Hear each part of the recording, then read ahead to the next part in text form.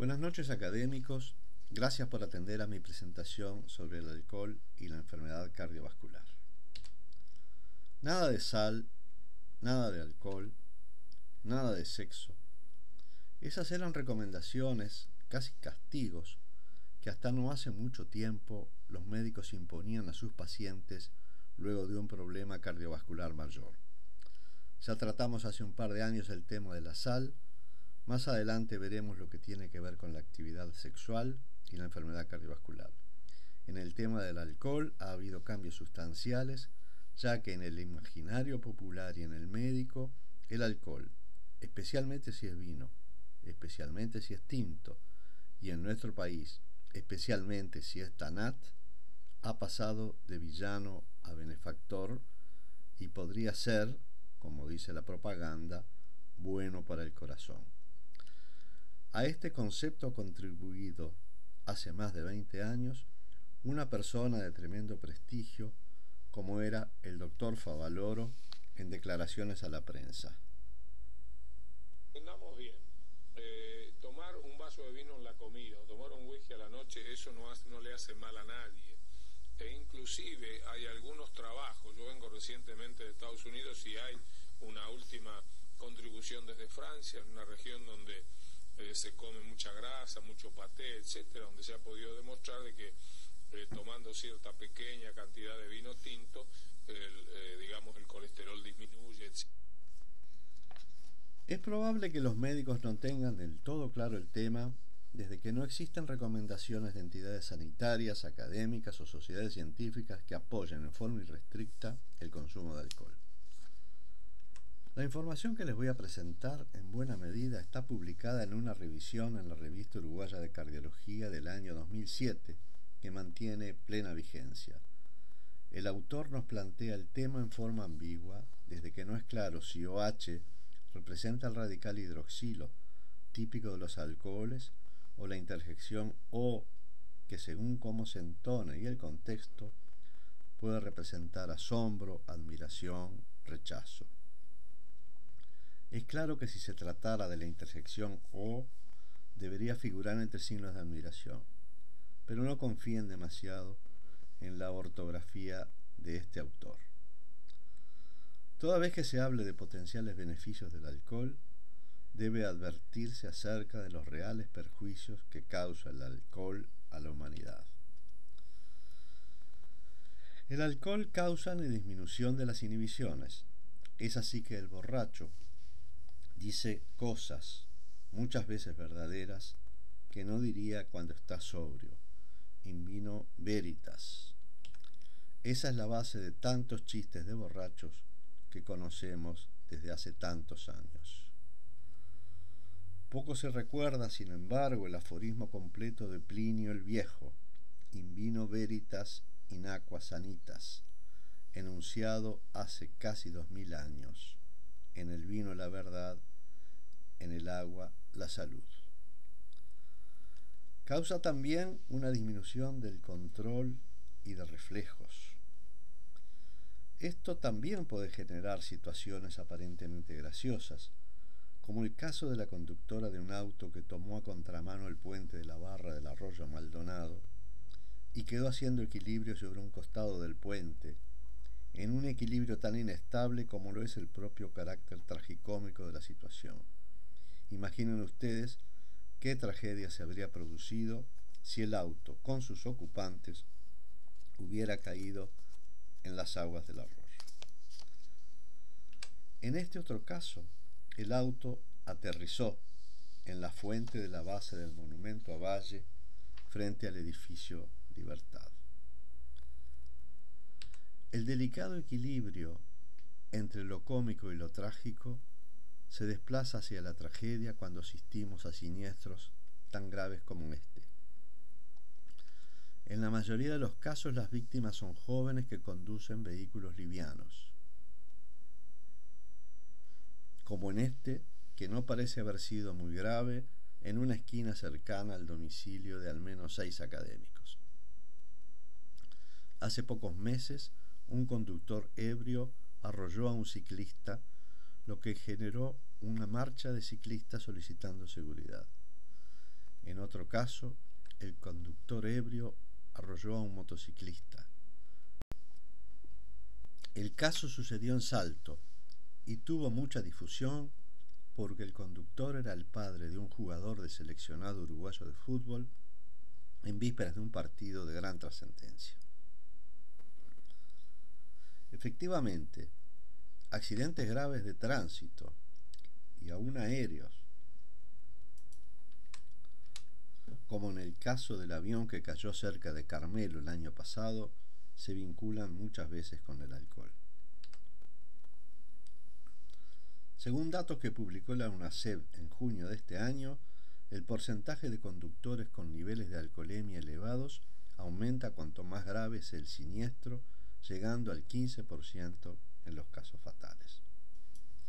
En base a estos datos, no podemos menos que apoyar la medida de limitar absolutamente el consumo de alcohol por los conductores. Pero los médicos conocemos bien otros perjuicios vinculados al consumo excesivo de alcohol. Cardiovasculares, la fibrilación auricular, la insuficiencia cardíaca, la hipertensión arterial, los ataques cerebrovasculares.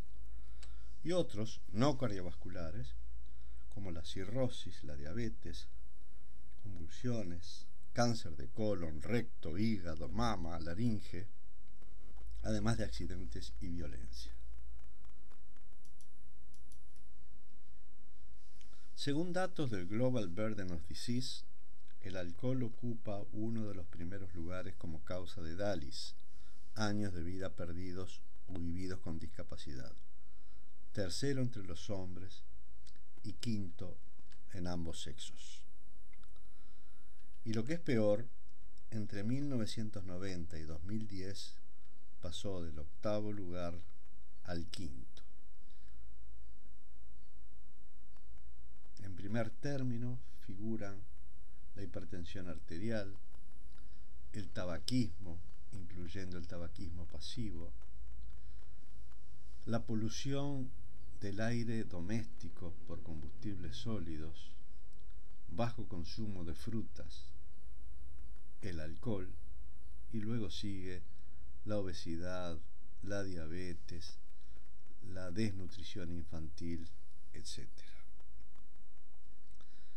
Y es claro que en Uruguay se consume mucho alcohol. Segundos en América y 12º en el mundo en consumo de vino per cápita. Segundos en el mundo en consumo de whisky. Esto realmente es asombroso. Datos de la Encuesta Nacional de Drogas nos muestran que 9 de cada 10 adultos han consumido alcohol alguna vez en su vida y 7 de cada 10 en el último año. Más de la mitad lo consume en forma habitual, los hombres más que las mujeres, y 261.000 personas han tenido un consumo problemático de alcohol. Teniendo en cuenta lo anteriormente expresado, no es posible recomendar en forma irrestricta el consumo de alcohol para prevenir enfermedades.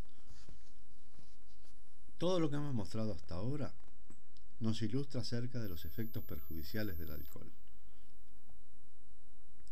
Pero hace muchos años Abraham Lincoln advirtió que el riesgo vinculado al consumo de alcohol depende del abuso de algo muy bueno.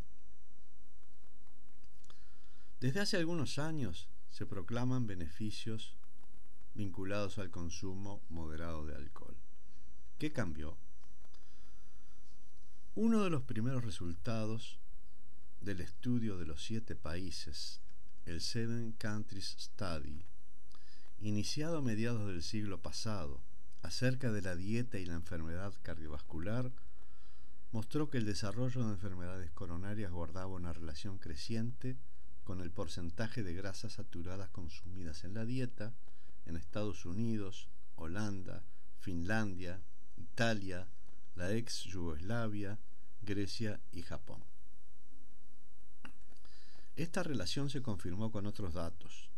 se encontró una relación lineal entre mortalidad coronaria y porcentaje de las calorías aportadas como productos lácteos a la dieta habitual, con una excepción notable, la situación de Francia, que con un consumo elevado de lácteos tenía una mortalidad coronaria significativamente menor.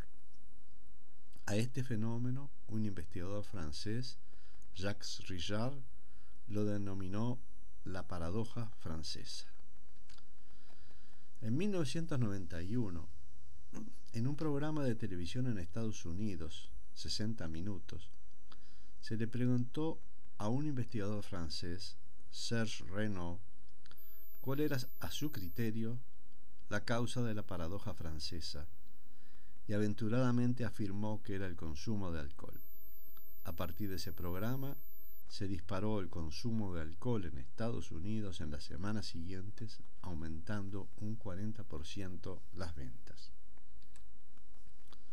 Algo similar pasó en nuestro país cuando, después de la exhibición de la película Entre Copas, un himno al Pinot Noir, una de las principales bodegas agotó en un mes la producción de ese año prevista para todo el año.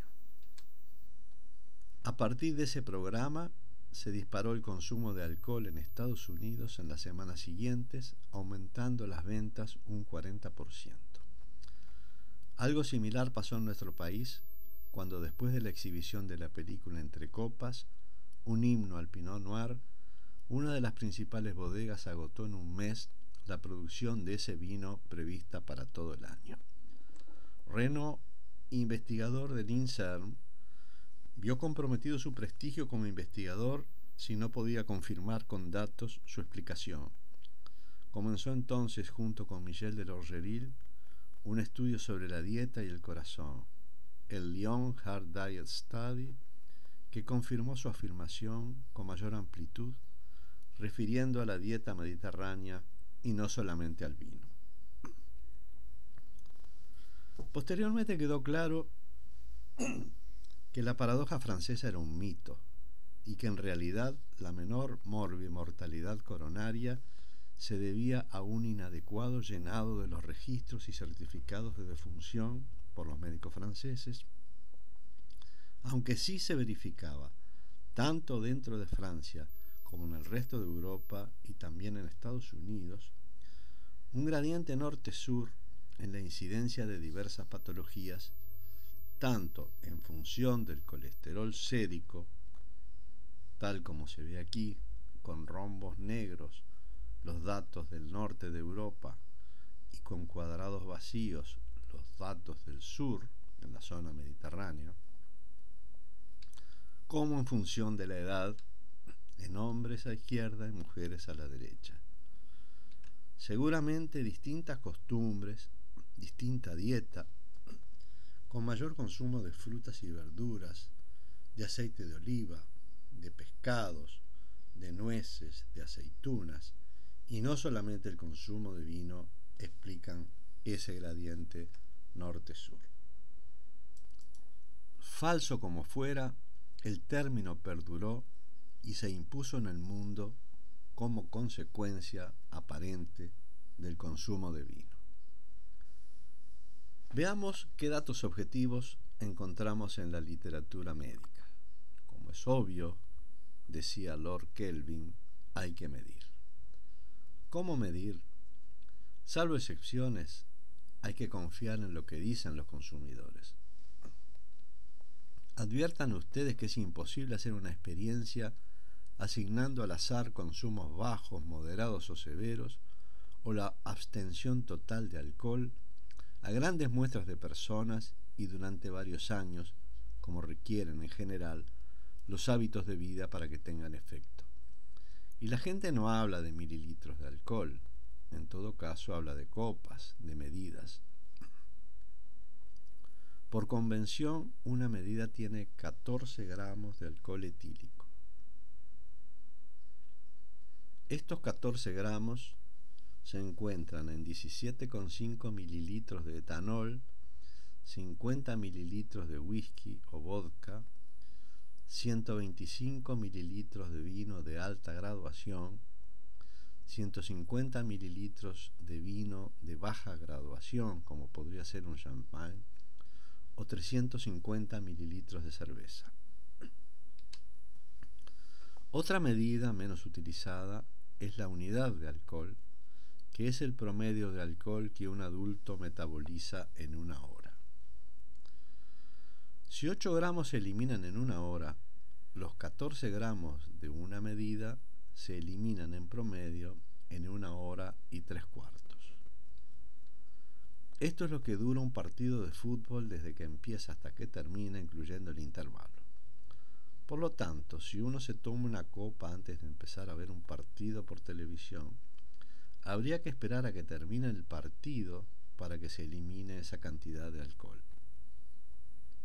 Pero dado que esa es la media, aproximadamente la mitad de las personas habrán eliminado todo el alcohol y la otra mitad aún no. Le ruego al académico Barrios, a quien yo consulto en temas de estadística, que me disculpe si atribuyo a la media propiedades que son patrimonio de la mediana. Varias gráficas que vamos a mostrar tienen el mismo formato. En ordenadas, el riesgo relativo. Si supera el 1 quiere decir que tiene más riesgo. Si está por debajo del 1 quiere decir que tiene menos riesgo. Y en abscisas, un consumo creciente de alcohol. A la izquierda vean ustedes, figura una copa tachada, eso significa un consumo nulo. Después 1, 2, 3, 4, 5 copas. Este primer ejemplo supone un efecto perjudicial. A mayor consumo, mayor riesgo. En el caso siguiente, el efecto perjudicial es aún más marcado. En este otro, se muestra un efecto beneficioso tanto mayor cuanto mayor la dosis. Y en el siguiente, que ahora mostramos aislado, un efecto dual con menor riesgo para un consumo moderado y un aumento del riesgo para un consumo elevado. Si analizamos un poco más en detalle esta última relación, podemos observar que todo lo que queda a la izquierda de la vertical representa beneficios, riesgos menores de 1, y lo que está a la derecha, perjuicios, riesgos mayores de 1. El cruce de la línea de base corresponde a un consumo neutro. El máximo beneficio, consumo óptimo, se verifica en el mínimo de la curva que representa el riesgo. Veamos ahora lo que importa, los resultados. El riesgo de que se produzca una fibrilación auricular aumenta con la dosis. Esto es parte de lo que se conoce como el corazón festivo, porque suele producirse luego de ingestas elevadas en ocasión de festejos, y en las poblaciones se da sobre todo los fines de semana, fecha en la que también aumentan los accidentes de tránsito. Pero llamativamente, el riesgo de fenómenos tromboembólicos en pacientes anticoagulados y con fibrilación auricular crónica disminuye con el consumo de alcohol en relación con una disminución de las variables protrombóticas, fibrinógeno, viscosidad, factor 7 y von Willebrand. Seguramente si a cualquier médico se le pregunta acerca de algún mecanismo que pueda explicar los beneficios del alcohol, dirá que porque es un vasodilatador. Seguramente ustedes se sorprenderán si les digo que eso no es cierto, porque, por lo menos en lo que tiene que ver con una consecuencia de la vasodilatación, una disminución de la presión arterial, sucede todo lo contrario. La presión arterial aumenta con el consumo de alcohol. Pero esto es distinto según el tipo de bebida que se consuma. Menos con el vino que con otras bebidas. Y el riesgo es menor si el consumo es mayoritariamente acompañando a las comidas, Aquellos que consumen la mayor parte del alcohol, más del 75% con las comidas, apenas tienen un aumento pequeño y no significativo del riesgo de desarrollar hipertensión arterial. En cambio, quienes consumen la mayor parte del alcohol fuera de las comidas tienen un aumento significativo del 70% de desarrollar hipertensión arterial. Pero si bien el riesgo de desarrollar hipertensión aumenta con el consumo de alcohol, el riesgo de sufrir complicaciones cardiovasculares en los hipertensos es menor entre quienes consumen alcohol que entre los abstemios. Y el riesgo de stroke, tan vinculado a la hipertensión arterial, exhibe un mínimo entre quienes consumen 2 a 3 medidas diarias de alcohol. Algo parecido sucede con la aparición de diabetes tipo 2. Hemos mencionado al principio que el alcohol produce insuficiencia cardíaca, cuya máxima expresión es la miocardiopatía alcohólica. Sin embargo, consumos moderados de alcohol se asocian con menor riesgo de insuficiencia cardíaca en un estudio recientemente publicado. En hombres se verifica una disminución significativa del riesgo de desarrollar insuficiencia cardíaca para consumos de hasta 7 medidas por semana, una por día, para pasar a un riesgo neutro a partir de las 2 medidas diarias. En la mujer, a partir de las 2 medidas diarias, aumenta el riesgo de insuficiencia cardíaca. La incidencia de enfermedad coronaria disminuye con el consumo moderado de alcohol tanto en hombres como en mujeres, y esto es más notorio para los grupos etarios 51 a 60 años y más aún en los mayores de 60 años. Observen que los rectángulos más a la izquierda en cada bloque, que corresponden a los más jóvenes, en quienes la enfermedad coronaria tiene muy baja prevalencia, el riesgo prácticamente no se modifica al aumentar el consumo de alcohol. En cambio, para los mayores de 60, las barras más a la derecha en cada bloque, el riesgo disminuye de forma sostenida en las mujeres arriba y con un incremento final en los hombres abajo. El riesgo de infarto es menor entre quienes consumen 1 a 2 medidas por día que el de los abstemios. Muertes cardiovasculares por enfermedad coronaria y por stroke exhiben una forma de J, tomando como referencia el riesgo de los abstemios, primera barra de cada bloque. El riesgo disminuye para consumos leves y moderados de alcohol y aumenta cuando el consumo es elevado. La mortalidad global en hombres y mujeres exhibe también curvas en J con beneficios para los hombres con consumos mayores que los de las mujeres. Es interesante destacar que los riesgos y beneficios vinculados al consumo de alcohol son distintos según la edad de los consumidores. En este gráfico se presentan los riesgos por encima de la línea horizontal, barras grises para lesiones traumáticas y blancas para enfermedades dependientes del alcohol. Beneficios por protección de la enfermedad coronaria por debajo de la línea.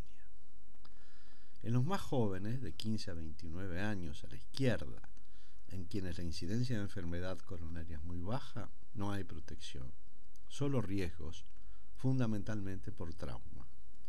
A medida que aumenta la edad, tanto más ventajosa es la relación entre beneficios y riesgos. En los mayores de 70 años a la derecha, los beneficios superan a los riesgos y estos dependen no tanto del trauma como de las enfermedades por alcohol. Los mecanismos responsables de los beneficios vinculados al consumo moderado de alcohol son los siguientes. En la sangre, un aumento de la concentración del HDL colesterol, el colesterol bueno. Una disminución del número de partículas del LDL colesterol, un aumento del tamaño de las partículas LDL, disminución de la reactividad plaquetaria, disminución de la hipercoagulabilidad, secreción de adiponectinas, disminución de la glucosa postprandial. Y a nivel de la vasculatura coronaria, vasodilatación, aumento del flujo coronario, disminución de la inflamación, ateroesclerosis disminuida, vasculopatía diabética disminuida.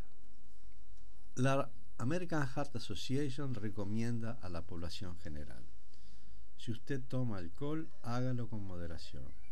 Esto significa un promedio de 1 a 2 tragos por día para los hombres y 1 para las mujeres.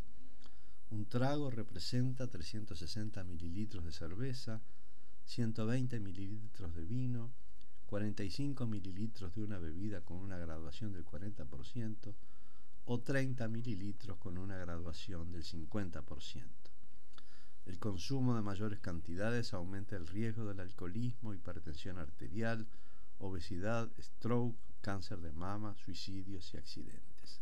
Además, no es posible predecir en quiénes el alcoholismo será un problema.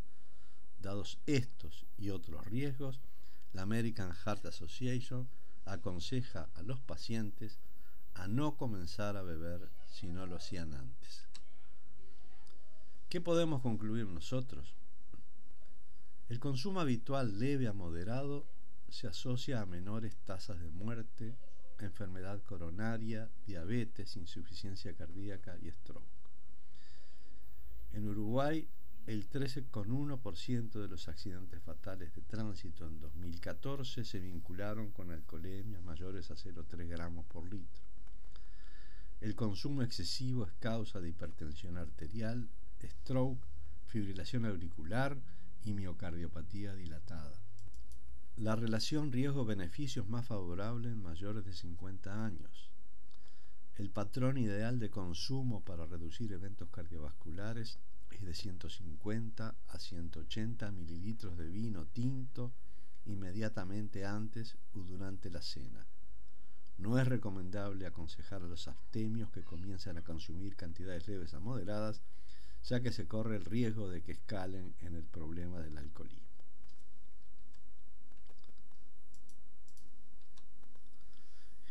Y los pacientes suelen ser muy cumplidores. Así este paciente nos dice: el doctor Favaloro dijo que puedo tomar una copa de vino por día. Creo que puedo vivir con esto. Y este otro, según el diario de actividades que llenó al hacerse un registro electrocardiográfico continuo, Holter, respeta la recomendación de varios médicos que lo trataron.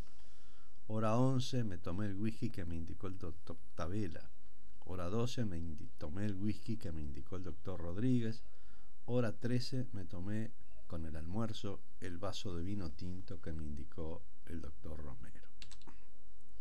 Muchas gracias. Ante una pregunta acerca del consumo de distintas variedades de vino, respondo: el poder antioxidante es mayor en los vinos rosados que en los blancos y mayor aún en los tintos.